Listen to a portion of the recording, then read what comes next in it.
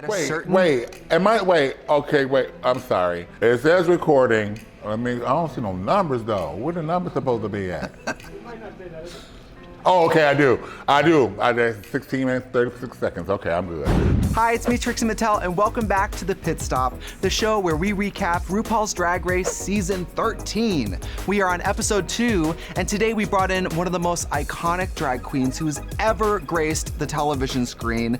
She is a star, she is a legend, and she was an icon in the Holislay Spectacular, Latrice Royale. Woo! Where's my applause?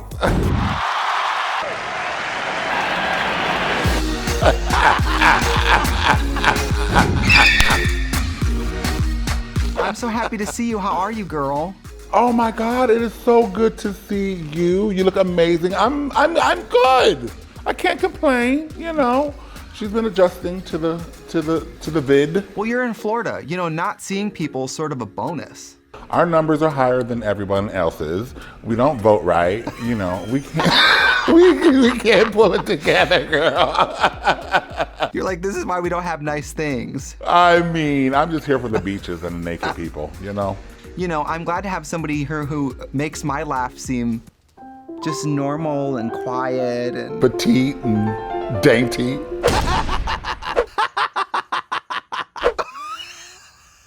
It's true. If you get us together on loop, forget about it.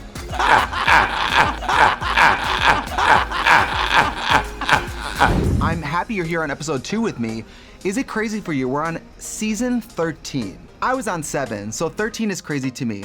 When you were on season 4, did it ever occur to you that Drag Race was gonna have this legacy? I thought that we were gonna be good and done I didn't know where this was gonna go. 13 seasons? It's a gag. 5 All-Stars? 5! And you were on 2 of them. Oh, thanks! Girl, that is the business model. That is how you stay booked. You keep not winning and then keep going. Keep not winning and people like you, see? Oh, let's get into it. So last week, in the premiere episode, the queens were basically split into 2 groups, the lip sync winners and the lip sync losers. Now let's be honest, girl, do you think you would have been in the winner group or the loser group?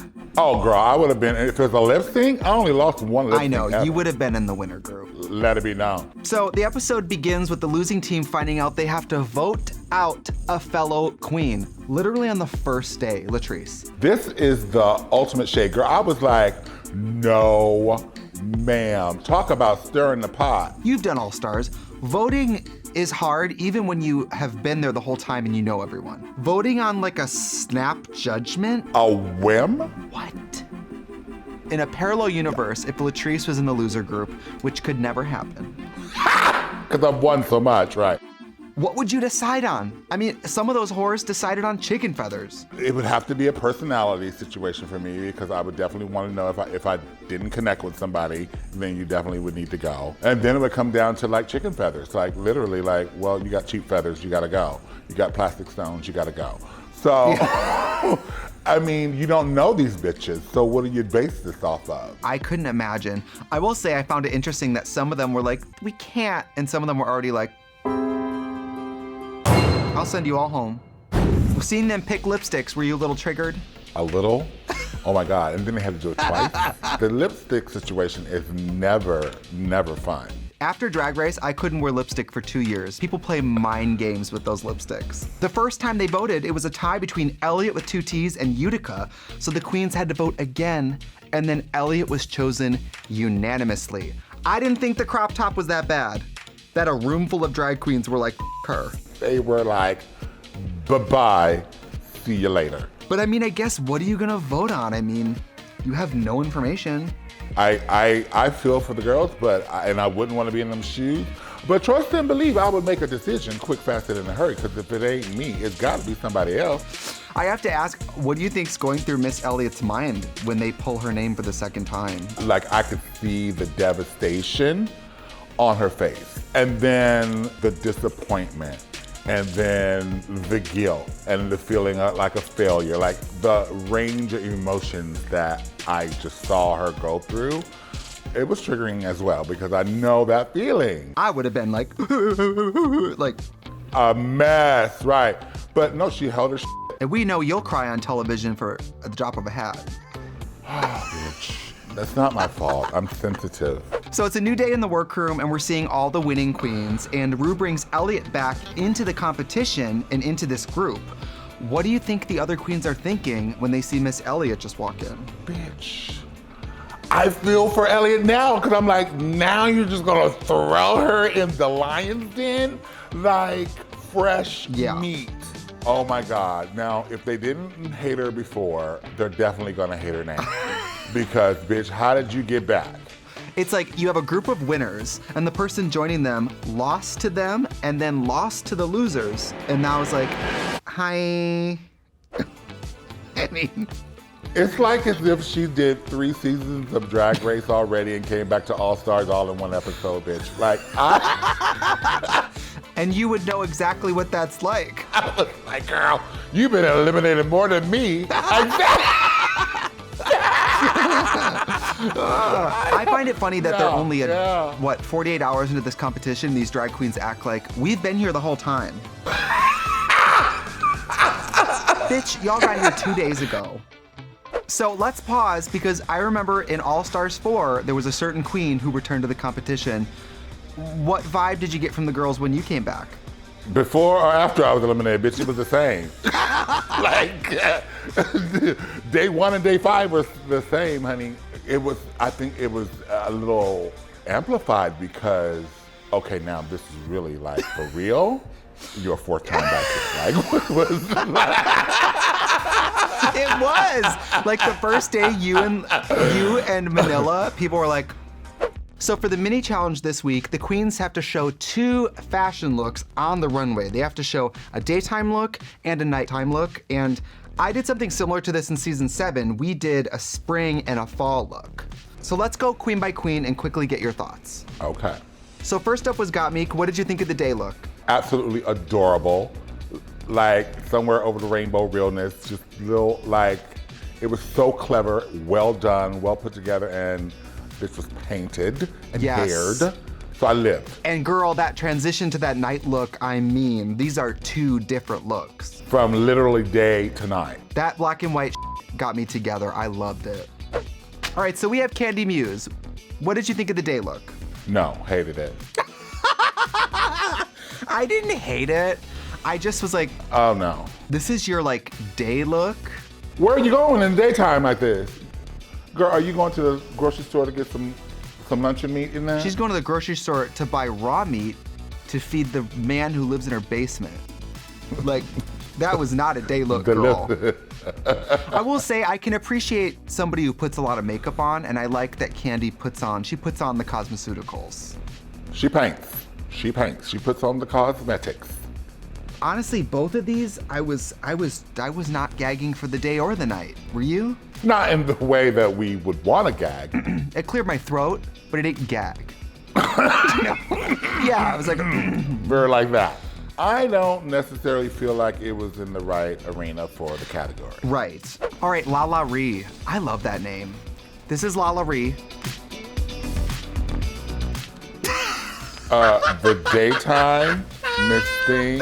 Latrice. Now, I will say this, girl. I do know some women who would dress like that and go to the corner store. But they got their house shoes on and they sit in the car, but they had to go run up to there and get like a Dr. Pepper and a pack of Virginia Slims or something. And I get it. But no, ma'am, that was not the look for the daytime, girl. You don't supposed to go out your house. That's a house dress. The other thing was, it wasn't lined. So when she did her little dress choreography, you just saw that white come out, cotton. Honestly, girl, the night look, how do I say this diplomatically? That's a middle number look. Not the middle number, when you gotta do 3 numbers. Yeah, you gotta do 3 numbers. You're like, I'm gonna do my fierce look, then I'm gonna do my little middle number, and then my gaggy look at the end. Up next, we have Olivia Lux. Girl, I might be in love. See, she's very your aesthetic. I knew you would love that little lavender moment with the ostrich, honey. She is so beautiful. Her face, her name, the hair.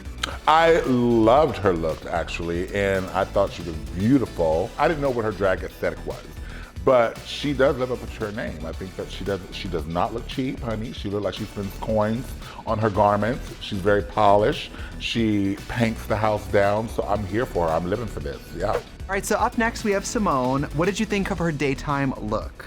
I lived because I was like, she is giving me total baps right now. And then when she turned around and that bitch had a cape too, I was like, she got 5 hairdos in one. She got 4 costumes in one. Like, yes, I love a hairdo that's like hat on a hat. Couldn't decide what to do, so I did everything. I loved that first look. What did you think of the second look with the it was like braids? I was a little confused at first, but I loved the hair. The hair set it off for me. I was confused on the dress a little bit, but then I got into the cutouts when she got a little bit closer, and I was like, okay, I see this, I feel it. And her face, oh my God. Porcelain. Beautiful. All right, up next we have Miss Tina Burner. I'm here to celebrate people for what they're good at and to be real when things aren't so good. This day look was a little crazy. She looked like the queen of Arby's. Like red. Oh my God. But like the queen. Of Arby's. They got a new mascot. I own 51% of this Arby's, you know.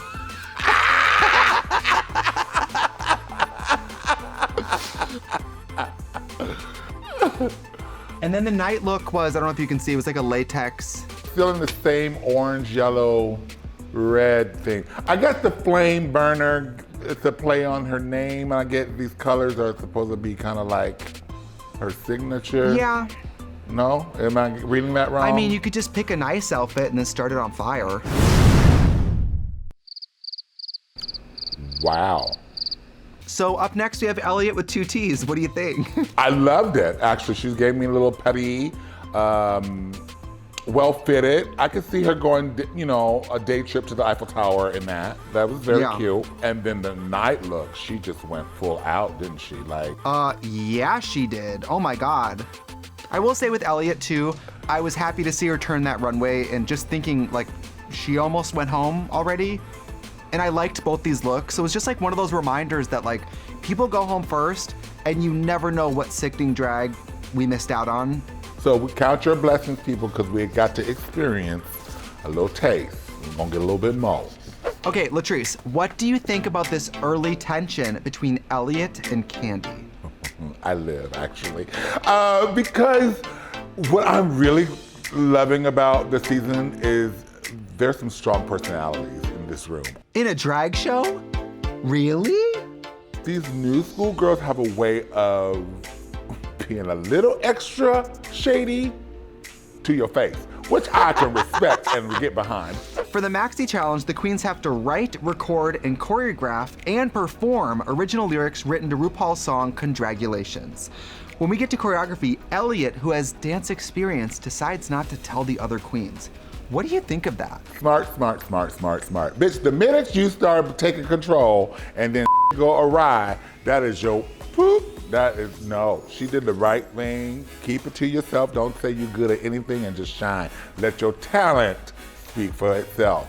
Downplay what you're good at, and then everyone's like, I can't believe it. Always. Okay, I have to ask this. The people think Elliott is a spy. Would you have assumed Elliott was a spy? Why is that the thing they go to? Like, when has that ever been a thing? It's never been a thing. Drag queens are so self-involved. They're like, is somebody spying on me? Bitch, no one's looking at you, girl. Like, Drag Race is already hard. Don't terrorize yourself with, like, theories. So the queens perform in Congratulations. Latrice, what were you thinking? Who's standing out? Olivia. Girl. Right off the bat. Vocals, dancing, beauty, costume, like, hair, oh my God. Makeup, costume, confidence. Check, check, check, check. It's happening. And I love that. The room, nobody's saying she's a threat, and then she's like, really? Because I just stunted on all of you. How about that? All you hoes, bitch. Loved it. Boo, boo, boo, boo, boo, boo. Yeah, I live for that. Then we see the queens hit the runway, and the category is Le May You Stay. Let's go through the looks. First up for Le May You Stay, this is Gottmik. As if I need to remind you. Oh. Girl. Jesus. Girl. Stop it. Stop it. Gottmik Just stop it. walked in there with one of the best costumes I've ever seen on Drag Race in my life. That was unnecessarily brutal to everyone who had to come out. Like, she didn't have to go that hard. She could have lost the cape. Like, you don't have to be that sickening, bitch. Like, you gonna do it like that? Like that, okay. Up next, we have Candy Muse. Latrice, what did you think? Okay. I mean, this is... Careful what you say, whore, because she was dressed like me. I know, that's what it made me think about. First and foremost, I was like, okay. Oh, plus size Trixie Mattel. I liked the runway, but LeMay? For this look? The panties look like a diaper, so that's what I thought. But was it fashion? For someone. Oh my God, this was beautiful. Did you live La Ree? Oh God, she knew. Girl, Yeah. La Ree. She came here to do drag. Bitch, she gave me full Atlanta. I was like, okay, she 100% old school. This is old school drag right here. And I think this is a compliment. When she came out, I literally was like, she's from Atlanta. No, 100%. Latrice, what did you think of Olivia Lux? I thought she looked beautiful. I thought that she looked old. I'm so happy you're here. I always feel like I'm being way too mean. And you're like, she's old, she's trash, she's garbage, I want her dead. No, I'm not saying that. You heard it here, folks. Latrice hates everyone. I do not. No, I know that she's a young queen, but she gave an homage to old Hollywood, which I can get behind, but it was a dowdy dress. I thought the dress was dowdy, but it was beautiful. I think with that much fabric, it's hard to still get this. Ooh, Simone. I mean, I probably don't have to remind you, this is cool. When you don't have to remind me what the look is, it's a good look. It's a good look. Sexy, strong, athletic, memorable. You know, like you see women boxers with a six pack and she looked like a female boxer to me. I don't think we've seen a boxing look since Miss Kenya Michaels. True. Can you believe I know that? Tina Burner, what did you think of her LeMay? Well, this is a different approach to the assignment. I'm just glad it wasn't orange and red and orange and yellow. She showed us ketchup and mustard, now she's showing us silverware. I just think that the suit, square shoulders, not a small enough waist, not a big enough hip, it was a little bit up and down. I think it could have used some softness and some shape. Tell us, what did you think of Elliott? I think Elliott was cute with two T's, but it was very skater-esque, Dancing with the Stars on ice. Yeah, it was pretty. Very bad. It was clean. It was pretty. This is kind of a bad word here on Drag Race, but it was a safe look. There's nothing wrong with that. Yeah. It was still clean and polished, but it just was not, it didn't make me jump up and go, ooh, wow, nothing. I mean, compared to like a Tin Man and a boxer, it didn't have as much story to it. Not saying that everything has to be a costume. So RuPaul announces that no one is going home and that the top two queens of the week are Simone and Olivia Lux. What did you think of the top two? I have them on my paper. You did? I literally have notes, girl. I wish you could see, but I have notes. And I have them checked off. Oh, wow. As my tops. You really did call it. I called it, bitch. All right, Simone and Olivia lip sync to Break My Heart by Dua Lipa. What did you think of the lip sync? Best lip sync I've seen in a very long time. It was good. It was good. And the reason why it was good, because both were committed to doing their very own interpretation of the song and fully committing to being animated and telling the story with facials and acting and throwing themselves on the floor. Whatever the case may be, they stayed fully committed, and it was one of the best lip syncs I've seen in a long time. No splits, no tricks. You know that's what I'm saying? All you gotta do is deliver the song. Thank God. I was like, you understand the song, and y'all acted out the song and delivered the song. So I was just like, Hercules, Hercules. Well, I mean, I think we get really focused on the stunts in the lip syncs, but truthfully, how many times have we seen people stand there and run away with it, just meaning it? Just make it mean something. Lip syncing is really a talent. It's kind of a you have it or you don't kind of thing. And today, Simone and Olivia obviously both really have it. They have it. They have it. It's great when you're watching Drag Race and you're like, I need to go see that girl now. I haven't said that in a long time. I'm just saying, I ain't no shade to nobody, but I'm just saying, I haven't been wanting to buy a ticket to a bitch's show in a long time, but I would go see both of those girls. They're good. You hear that? Simone and Olivia, Latrice and I are coming to your show. Get into it. So Simone wins the lip sync to Break My Heart by Dua Lipa. Do you agree? Sure, absolutely. Absolutely. It could have went either way for me, but I took off points only because I'm a pageant girl, because Miss Thing's hair came untidy. And that's the only mark I can mark because everything was so good. So I was like, Simone wins because she stayed polished and stayed together. I thought they both equally delivered wonderful, but if I'm gonna be on technical, you gotta stay pulled completely together. And so she lost on a hair technicality. So. And you know what, she can be proud of that because she served. And I will say this, on Drag Race, when you have two people lip syncing for the win, it's a totally different energy. It's joyous. I think people almost lip sync better when they're lip syncing for the win. It's not desperate. That's the difference. Really? It wasn't desperate, girl. It's not desperate, it's a victory lap. Latrice, it's the end of episode 2. Who are the potential frontrunners for the crown if you are a betting woman in Vegas? If I'm a betting woman, and I usually don't do very well in gambling, but I'm lucky sometimes. Sometimes I win. I feel like the girls to watch out for, you gotta watch out for Tina. Obviously, Olivia and Simone are up there with me, and I'm not counting out Candy Muse. I'm not counting her out just yet. For me, I think it's a Simone, it's maybe a Gottmik, and maybe a Tina. And then also, we don't know what happened to the other contestants. Are they going? Are they dead? Are they staying? You know, are they doing medical billing? What are they doing? They tested positive for loser, and so they're being quarantined for that. Basically, that's what's happening now. But I'm gonna be interested to see what happens with those girls, and if any of them re-enter, how does that change who we think the top is, you know what I mean? What's up? What's happening? What are we doing? Latrice, thank you so much for joining me today. You are such an icon. I miss doing shows with you, girl. I miss seeing your face. I miss touring with you. I really do. You are such a Kiki. I miss being the only people ready. I know, right? I'm just really glad that you guys had me. So thank you so much for having me, because this has been a long time dream. I never said anything, but I've always wanted to come on and Kiki on Pit Stop. You've never been on the Pit Stop? No, this is my first time. Oh, it's the funnest. It's the only place where you get to shit on people and be like, well, it was my job. I love it. You are such an icon, and everybody at home loves you. And if you guys love Latrice today, here on the Pit Stop, where can they find you, girl?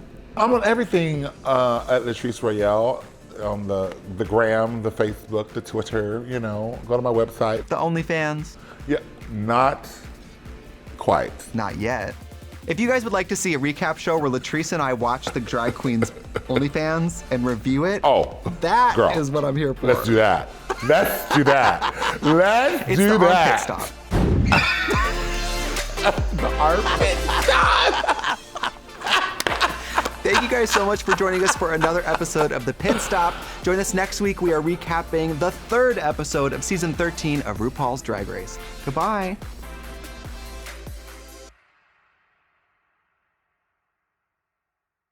Do you want everything RuPaul's Drag Race at your fingertips? Then head over to YouTube now and subscribe to the RuPaul's Drag Race channel, and you will get all the episodes of everything you ever want, including brand new episodes of What You Packin'. Hi.